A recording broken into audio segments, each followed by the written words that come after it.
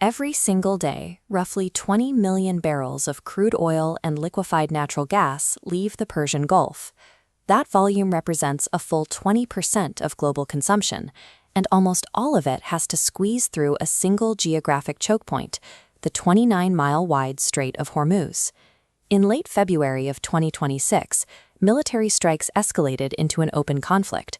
By early March, a full blockade was imposed. Commercial shipping through the strait stopped completely. Ships attempting the transit suddenly faced direct military threats. Within days, satellite imagery revealed dozens of massive crude carriers dropping anchor inside the Gulf.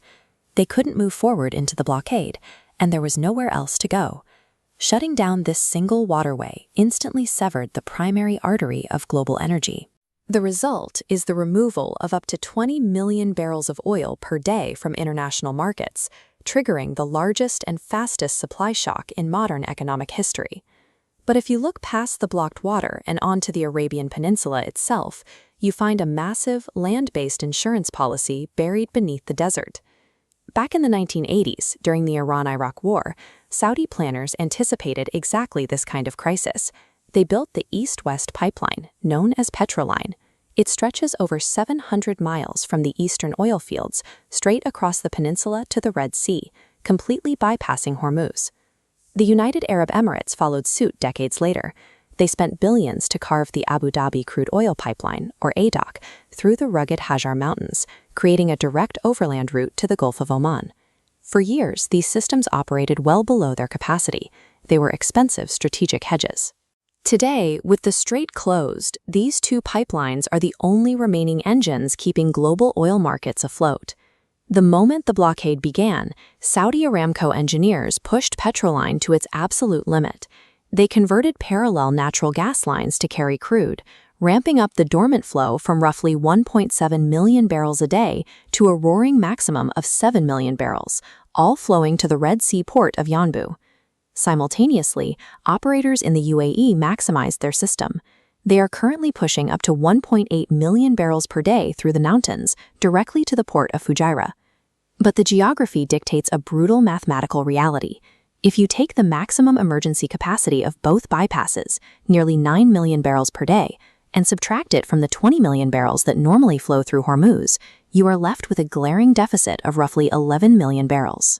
Engineers are operating these multi-billion-dollar marvels at their physical limits, and they can still replace less than half of the blocked flow.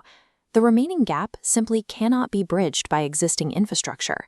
That 11 million barrel gap directly hits the nations trapped behind the blockade. Producers like Iraq, Kuwait, and Qatar have absolutely zero bypass pipelines. Their exports are entirely dependent on the strait. This table shows the devastating effect on regional production. Because these nations cannot load their oil onto outbound ships, their domestic storage tanks quickly hit maximum capacity. To prevent structural failures, operators have to execute massive shut-ins, wiping out millions of barrels of production in a matter of days. The situation is even worse for natural gas. You cannot easily reroute liquefied natural gas through crude pipelines. Qatar is the world's leading exporter of LNG, and right now, 100% of its supply is stranded at facilities like Ras Laffan, entirely cutting off the vital feedstocks used to create global fertilizers. The closure of a single maritime choke point has split the Middle East in two. There are the producers who build overland escapes, and there are the stranded giants currently facing total economic paralysis. Pumping oil across a desert only solves half the problem. A pipeline is useless without a deep-water terminal at the other end to load the crude onto ships. In the weeks following the blockade, drone and missile strikes systematically targeted those exact destination ports, hitting storage tanks in Fujairah and the Yanbu terminal on the Red Sea. The overland routes themselves might be safe, but their critical loading facilities are entirely exposed to aerial attacks. And even if the oil safely makes it onto a vessel in the Red Sea, that ship still has to navigate active conflict zones or take the long, expensive route around Africa to reach its primary buyers in Asia. Bypassing the strait with a pipeline works on paper. In reality, moving the oil out of the Gulf means very little if the export terminals and the subsequent shipping lanes remain locked in the same geopolitical crosshairs. The fallout from this regional bottleneck is starving international markets. Asian refineries are scrambling to replace the millions of barrels they depend on daily, while Europe suddenly finds itself cut off from up to 30% of its diesel and jet fuel supply. This chart shows the immediate panic in the global freight market. As companies scramble for surviving vessels and longer alternative routes, the cost to charter a very large crude carrier has violently spiked by nearly 600%, hitting record highs.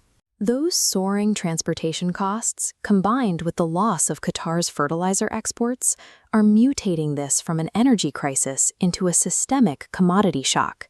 The price of fuel, food, and basic manufacturing are all inflating simultaneously. The Middle East's multi-billion-dollar pipeline network is currently acting as a vital shock absorber. Without it, the global market would be in total freefall. But the sustained crisis proves a harsh reality of the physical economy. You can spend decades engineering massive redundancies, but you can never completely build your way out of geography.